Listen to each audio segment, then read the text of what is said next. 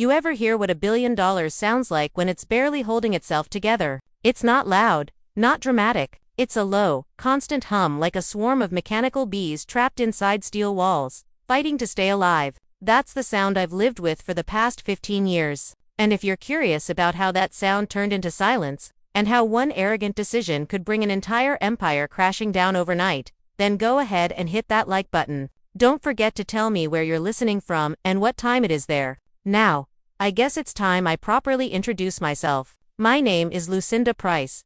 I'm 45 years old and I run operations at a data center just outside Midland, Texas, or at least I used to run it. The place is called Red Grid Systems. From the outside, it looks like nothing, just a long, dull warehouse baking under the Texas sun. But inside is where everything happens. Hospital records, emergency dispatch backups, energy grid monitoring systems that people don't think about until they fail. And when they fail, people don't just get inconvenienced, they get hurt. 15 years ago, when I first walked into Red Grid, it was barely functional. Old servers, faulty wiring, a mess of shortcuts and neglect. But then came the blackout, the one that shut down half the state. Power grids collapsed, hospitals struggled to stay online, and chaos spread faster than the heat. My boss, Gerald Whitaker, was on a beach somewhere, sipping cocktails. I was here. I slept next to diesel generators for 3 nights straight. I routed power manually, rewired switches with shaking hands, and kept those servers alive when they should have died. When the dust settled,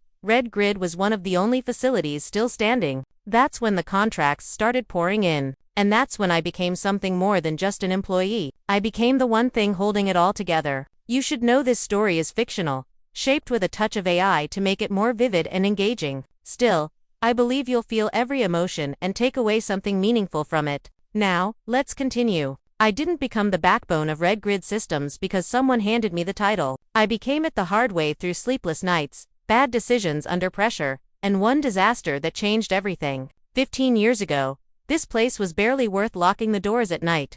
Rusted server racks, tangled cables, outdated cooling units that rattled like they were about to give up at any second. Back then, I was just another technician trying to keep things from falling apart long enough to get paid. Then the blackout hit. If you lived in Texas long enough, you remember it. The grid collapsed like it had been waiting for an excuse. Air conditioners died in the middle of summer heat. Hospitals scrambled for backup power. And people started realizing just how fragile everything really was. Gerald Whitaker, the owner of Red Grid, was nowhere to be found. Later, I learned he was on a private trip in Cabo, unreachable, probably thinking the whole thing would sort itself out. It didn't. I was the one standing in that server hall when the power dropped. Everything went dark except the emergency lights. The generators hesitated, coughed, then kicked in like an old engine, refusing to die. But they weren't stable.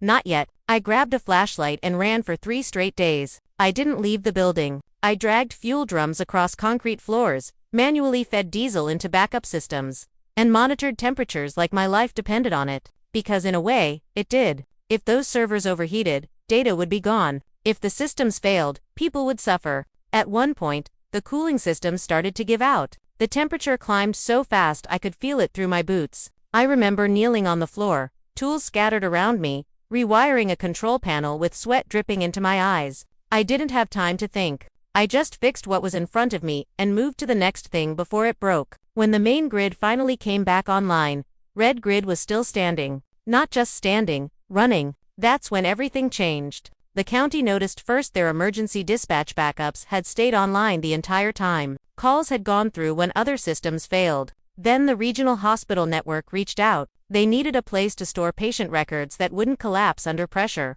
After that came the refinery outside town. The one dealing with volatile chemicals that couldn't afford even a second of system failure. Contracts started coming in faster than we could process them.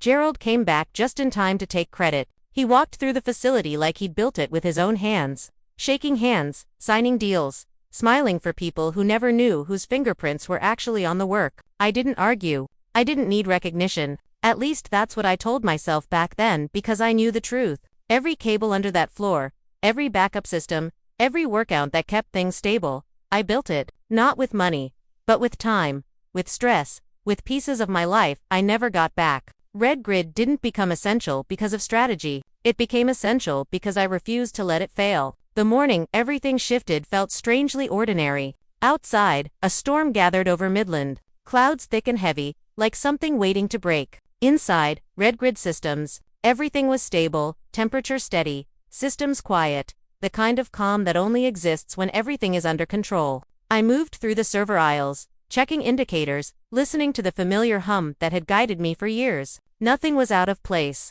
Nothing warned me that by the end of the day, I wouldn't be the one in control anymore. Lucinda, Marcus called from behind me. He's here. I paused. Gerald Whitaker rarely showed up without a reason. Alone?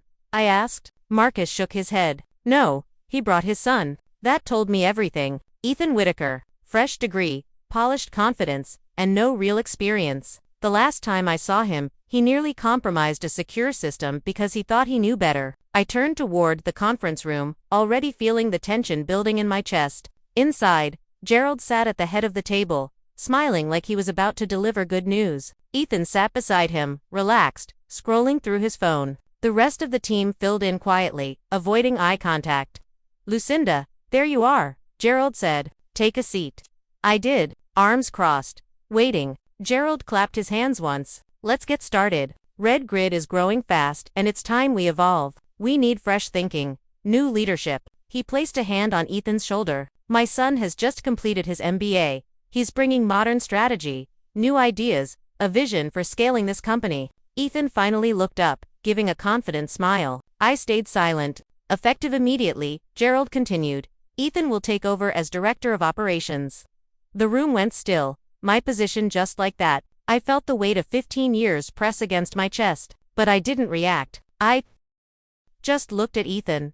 We're going to optimize things, he said casually. Streamline processes, modernize infrastructure, unlock potential.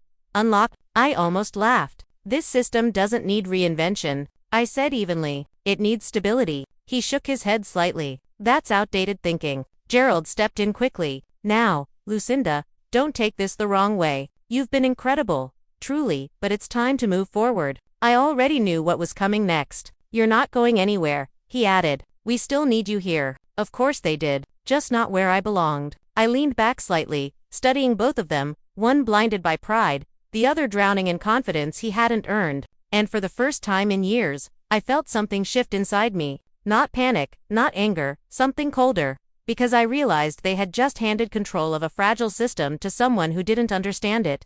And they expected me to watch. I didn't raise my voice. I didn't argue. That was the part that surprised them the most. All right, I said, my tone steady, almost calm. If that's the direction you want, Gerald blinked, clearly expecting resistance. Ethan barely reacted, already half checked out of the conversation, like the decision had nothing to do with reality. That's the spirit, Gerald said quickly, relieved. I knew you'd understand. We value loyalty here. Loyalty. I almost smiled at the word. Ethan leaned forward slightly, finally giving me his full attention. We're not removing you, Lucinda. We're repositioning you. There it was. To what exactly? I asked. Gerald slid a folder across the table toward me. Cheap paper, fresh from the printer. Senior Compliance Archivist, he said. I looked down at the title, letting the words settle. Archivist, paperwork, documentation, filing, everything that happens after the real work is done. You'll handle audits, records, documentation, Ethan added casually. We need your institutional knowledge, documented properly. Get it out of your head and into systems we can scale. Institutional knowledge. That's what they called 15 years of experience. Now you want me to write everything down. I said exactly. Ethan replied. So we're not dependent on any one person. Not dependent. The meaning was clear. Gerald leaned in, lowering his voice like he was offering something generous. This is important work. Lucinda critical even. You'll help Ethan get up to speed. Make sure everything looks clean for audits. Looks clean. I could feel something tightening in my chest, but I kept my face neutral. So, I handle paperwork, I said. And support operations. Ethan corrected from a strategic distance. Strategic distance. That meant out of the way. I glanced around the room. Marcus avoided my eyes. Sarah stared at the table. Everyone understood what was happening, but no one said a word. Compensation will be adjusted, Gerald added almost as an afterthought, aligned with your new responsibilities. There it was. Not just a demotion, a pay cut. I nodded once slowly, as if I were processing it like any other operational change. Okay, I said. The word felt strange in my mouth, but it landed exactly how I intended. Gerald exhaled in relief. Good. I knew we could count on you. Ethan stood up, already done with the conversation. Great. Just email me a summary of what you used to handle. Keep it concise. Bullet points. Used to handle. I looked at him for a second longer than necessary. Then I nodded again. Of course. The meeting ended like nothing important had happened. Chairs moved. Papers shuffled. People avoided looking at me as they filed out. Gerald and Ethan left together, already talking about lunch plans and investor calls. I stayed seated for a moment. Then I picked up the folder and walked out. My new office was at the back of the building near the loading dock, a converted storage room with no windows. The air smelled faintly of diesel and dust. A folding table sat in the center paired with a worn-out chair that looked like it had been pulled from a break room years ago. This was where they thought I belonged, now. I set the folder down and sat for a long moment. I just listened through the walls. I could still hear it. The hum of the servers, the rhythm I had memorized over years. It was still there, still running on everything I had built, just no longer under my control. I opened the folder. Job description. Senior Compliance Archivist. The duties were exactly what I expected. Organize records, digitize logs, assist the director, maintain documentation,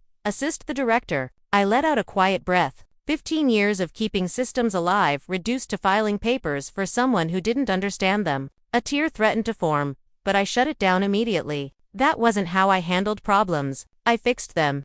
But this wasn't something I could fix the usual way because the people making the decisions didn't understand the system, and worse, they didn't understand the risk. My phone buzzed. A message from Marcus. He's asking for admin access. Says he wants full control. I stared at the screen for a moment. Instinct told me to walk back in there and stop him to protect the system, to fix it. But then I looked back at the folder on the desk. Senior Compliance Archivist paperwork. That's what they wanted from me. I typed my response slowly. Give him what he asks for. Document everything. I hit send and leaned back in the chair. If they wanted control, they could have it, every bit of it. I didn't go back to the server floor instead. I stayed exactly where they put me, in that cramped, airless room they now called my office. Surrounded by boxes no one had touched in years. At first, I just stared at them. Old records, forgotten paperwork, the kind of things companies keep because they have to, not because anyone expects to ever need them again. Then I remembered something Ethan had said. Get it out of your head and into systems we can scale. He wanted documentation. Fine. I stood up, walked over to the nearest box, and pulled it open. Dust lifted into the air, catching the weak fluorescent light. Inside were thick binders, each labeled in faded ink. Federal filings, insurance agreements, compliance reports, the foundation of everything RedGrid claimed to be. I pulled one out at random. FEMA Infrastructure Grant 2011. That was from the rebuild after the blackout. I flipped it open, scanning quickly at first. Standard language, funding terms, upgrade requirements. Then I slowed down. Page 4. A clause buried in dense legal text. Continued eligibility is contingent upon the active oversight of a certified master infrastructure operator. My fingers paused on the page. Designated as the primary responsible party for system reliability and emergency response. Below it, typed clearly with no room for interpretation. Lucinda Price. My name. I leaned back slightly, feeling something shift in my chest. That wasn't just a reference. That was a condition. I reached for another binder. Insurance policy. Medical data hosting agreement. I flipped through until I found the relevant section. Coverage is valid only under supervision of a certified operator with no less than 10 years of direct operational experience in high-risk data environments. Again, Lucinda Price. Every critical system they insured, every high-risk contract, every liability clause, all of it pointed back to me. I grabbed another file. State certification, critical infrastructure designation, same structure, same requirement, same name. I sat down slowly, the worn chair creaking beneath me. They didn't just rely on my experience. They had built the entire legal structure of the company around it. My qualifications weren't just useful, they were mandatory. I went still, letting that realization settle fully by removing me from operations. They hadn't just made a bad management decision. They had violated the core conditions of their own contracts and they didn't even realize it. I let out a slow breath, the kind that comes when everything suddenly makes sense. Gerald thought ownership meant control. Ethan thought authority meant understanding. Neither of them had ever read the fine print that actually kept the business alive. I pulled more documents from the boxes. Flipping through faster now. EPA permits for the generators. My certification. emergency response protocols. My authorization, client agreements tied to system uptime, my oversight. It was everywhere, a web of legal obligations, all anchored to one assumption that I was the one in charge. I leaned back again, staring at the ceiling. They hadn't replaced me. They had removed the one requirement that made everything valid, and they were still operating as if nothing had changed. A quiet laugh slipped out before I could stop it. Not loud, not emotional, just clear. Because for the first time since that meeting, I wasn't thinking about what I had lost. I was thinking about what they had just broken. And the best part, they had done it themselves. All I had to do now was document it. I didn't rush. That was the difference between panic and control. For 15 years, my instinct had always been the same. If something was wrong, I fixed it. If a system failed, I stepped in before it collapsed. That reflex was built into me, hardwired from too many nights spent keeping everything alive. But this time, fixing it would mean saving them, and they had just made it very clear they didn't want me in charge. So, I sat there in that cramped room, surrounded by binders and forgotten paperwork, and let a different kind of thinking take over. Cold, precise, patient. I pulled a blank notebook from the drawer and set it on the desk. The paper was cheap, thin. The kind that tears too easily. It didn't matter. It would hold what I needed. At the top of the first page, I wrote a single phrase, documentation log. Then I paused, pen hovering just above the paper. If I was going to do this, it had to be clean. No sabotage, no shortcuts, no reckless moves that could come back on me. I wasn't going to break the system. I was going to let them break it themselves. And I would make sure every step was recorded. I wrote the first entry. Day 1, operational authority transferred to Ethan Whitaker. No formal notification issued to regulatory bodies. Simple, factual, verifiable. I closed the notebook and leaned back, thinking through the rest. Step 1 was already done. The transfer of power had happened, and they hadn't reported it. That alone was enough to trigger scrutiny if anyone looked closely. Step 2 was the hardest. Let Ethan be Ethan. That meant watching him make decisions I knew were wrong, letting changes go through that I would have blocked without hesitation, standing still while systems drifted toward failure. Every instinct in my body resisted that idea, but I understood something now that I hadn't before. If I kept fixing things, they would never see the damage. And when the system finally failed, they would still blame me. No. If this was going to end, it needed to end with clarity. I picked up my phone and opened the message thread with Marcus. He's going to start making changes. I typed, "Do not override anything unless you get it in writing." The reply came quickly. "Lucinda, he doesn't know what he's doing." "I know," I answered. "That's why we document." There was a long pause before the next message. "This is going to go bad." I stared at the screen for a second. Then I typed the only honest answer I had. "Yes." I set the phone down and opened my laptop. If I was going to build a case, I needed more than handwritten notes. I created a new file, title, Operational Transition Record. Then I started outlining time-stamped events, system changes, authorization requests, deviations from standard protocols, everything that could be traced back to a decision made after I was removed. No opinions, just facts. The kind that lawyers understand. The kind regulators don't ignore. Hours passed without me noticing. Outside the room, I could hear the distant hum of the servers shifting slightly, the rhythm no longer as steady as it used to be. Small changes, barely noticeable to anyone else, but not to me. I knew exactly what those changes meant, and I wrote them down. Every adjustment, every override, every time someone followed Ethan's instructions instead of established procedure. By the time I stopped, the file had already grown longer than I expected. And this was just the beginning. I closed the laptop slowly, letting the weight of what I was doing settle in. I wasn't fighting them. I wasn't stopping them. I was building a record of everything they chose to do. And when the time came, that record would speak for itself, because systems don't collapse all at once. They fail piece by piece, decision by decision. And now, for the first time, I wasn't the one holding it together. I was the one watching it unfold and making sure nothing went unnoticed. The first mistake didn't come with alarms. It came quietly, like most bad decisions do. I noticed it the moment I stepped out of my office and glanced at the monitoring screen mounted on the wall near the control room. The numbers were subtle, just a few degrees higher than usual.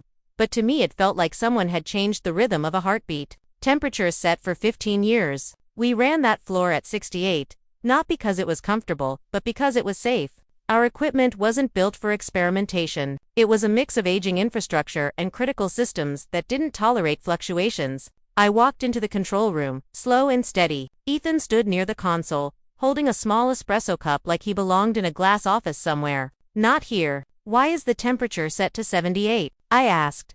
He didn't even turn around immediately, just took a sip before answering. Efficiency, he said. I've been reviewing industry benchmarks. It's a waste of money.